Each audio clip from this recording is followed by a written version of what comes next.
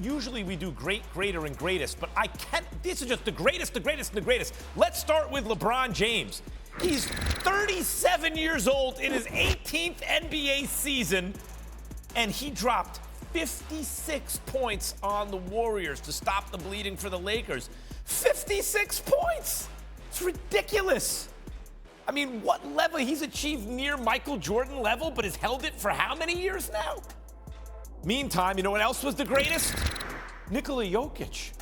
He did something only Wilt Chamberlain did. A 45-point triple-double, 30 points in the fourth quarter and overtime. And when you add the shooting percentage from the field plus the steals and the blocks, he's the only player ever to hit certain statistical milestones in that game. It's absurd. Except that this was the greatest. Jason Tatum, who told me on the radio this morning he saw what LeBron James did and thought, yeah, I'm going at that. Dropped 54 on the Nets. The highest number of points ever scored on the Brooklyn Nets. All three of these dudes. This is ridiculous. Meantime, the Nets' 4-game losing streak has dropped them to 9th in the East, and NBA BPI has all but ruled out the preseason favorites from winning the title. They now have less than a 1% chance to win the title, according to BPI, but remain the betting favorites to come out of the Eastern Conference. Tim Legler joins me now. Legs, can KD bring this team to the finals? He can. He can. Has he not reminded you of that over the last couple of performances? If you've got him, you've got a chance because there's no answer for him. He can trump anything you throw at him defensively, and for him to hit his stride this quickly after being off is a great sign for them. But look, the Nets still have a lot of cards they haven't shown yet because they haven't been together. At this version, you added 3 starters in that trade with Philadelphia. 2 of those guys are going to be major playoff contributors with Curry and Drummond. The third one hasn't taken the court yet, and when he does, regardless of the pressure Ben Simmons is under, he helps you immediately in ways that you desperately need it. Legs, I want to get to this with you because they have a chance to be the greatest what-if team ever. I hear what you're saying. I saw, without James Harden, just KD and Kyrie, the Bucks were no match for that team early in that series. Then Kyrie got hurt. So again, here we have, but what if I'm afraid that at the end of the season, we're going to say, but what if Ben Simmons had a little more time and if only that, now next year they can do it. Isn't there a real danger of this team just not getting it done? Definitely. I mean, they're in that mode right now, but at the same time, as long as you have a healthy Kevin Durant, they're going to continue to tantalize us with what could happen here. And let's have some fun.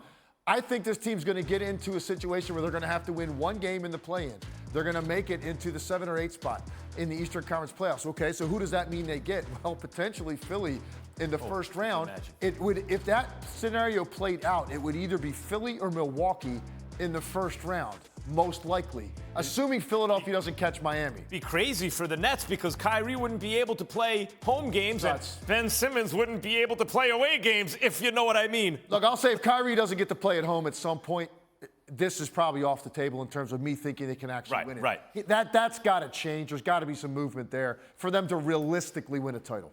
How does Kyrie's role change with Goran Dragic on the team now? It doesn't really. I think Goran Dragic is just a guy that gives you more depth. He's got a lot of playoff experience. He's steady. Steve Nash trusts him. But Kyrie is just a guy that's going to be what he is at his best, which is stay in the second lane and just go attack and be a raw scorer. We'll leave the facilitation to guys like Kevin Durant and now a guy like Dragic who you've added to the mix. And Kyrie could just go ball. Now, he didn't play very well yesterday, but I think that was more about the Celtics really being up on their toes for him. That's a tough environment for Kyrie to play in. Celtics didn't want him to get going. Durant was cooking, so Kyrie didn't really put his stamp on that game. But considering how little this guy's played this year, he's actually been really, really good the nights he has played. I called the game last weekend when he basically beat the Bucks by himself on the road. So he's capable of that. Add Durant, and then the playmaking and defense of Simmons is what's so intriguing. What's that going to look like? Because he's going to give them 2 aspects they desperately need, playmaking and a guy that can guard any of the top perimeter guys they're going to face. A lot of sneaky older veterans who can, or guys coming off injury in the Eastern Conference. Oladipo here, and I forgot they had Oladipo. I forgot he was on me their too. team. Right, but all the East, and also the Nets with Dragic. Dragic, for the minutes he's on the floor, is still pretty good. Do the Nets have enough around their star players to make it out of the East? I think they do because of what they got back in the hall with Philly. I really do. Because you're talking about they added 3 starters.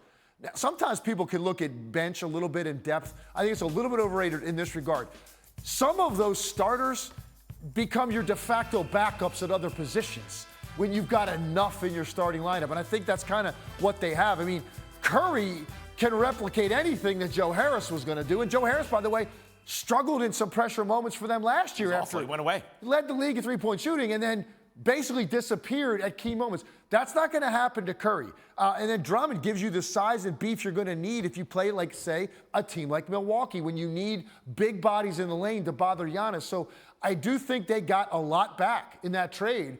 Ultimately, it's going to pay off. They just need, like we've been saying, time together. And in the playoffs, you go 8 deep, unless you're Doc Rivers, then you have a bench unit below the playoffs. But normally, the rotations shrink.